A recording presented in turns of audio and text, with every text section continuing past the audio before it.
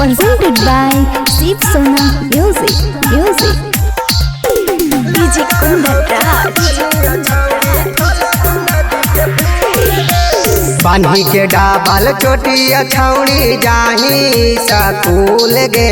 बान्ही के डाबल चोटिया छौड़ी जाही सकूल गे। लागा हो जा बानिया छौड़ी फलगु नदी के पुल गे। लागा हो जा बानिया छौड़ी फलगु नदी के पुल गे।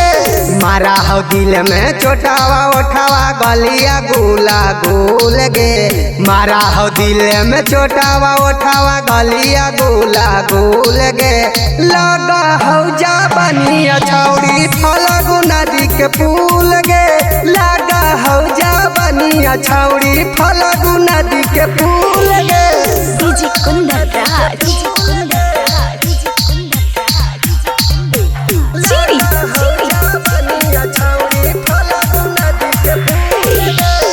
कवन चक्की के खाही तू आटा दूरे से देखे के करही टाटा। क्या कवन चक्की के खाही तू आटा दूरे से देखे के करही टाटा। अच्छा अग तीरा छीना हजरिया छौड़ी लगा हो तीरा छूल गे। अग तीरा छीना हजरिया छौड़ी लगा हो तीरा छूल गे। लगा हो जा बनिया छौड़ी फलगु नदी के पुल गे। लगा हो जा बनिया छौड़ी फलगु नदी के पुल गे। DJ Kundan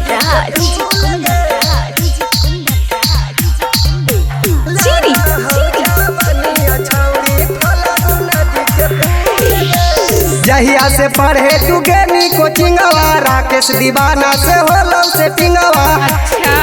आगे जहिया से पढ़े तू गेनी कोचिंगवा राकेश दीवाना से होलो से टिंगवा। क्या आगे मिंटू आहिर के देवल चीजवा कर लेना कबूल गे। आगे मिंटू आहिर के देवल चीजवा कर लेना कबूल गे। लगा हो जा बनिया छौड़ी फलगु नदी के पुल गे।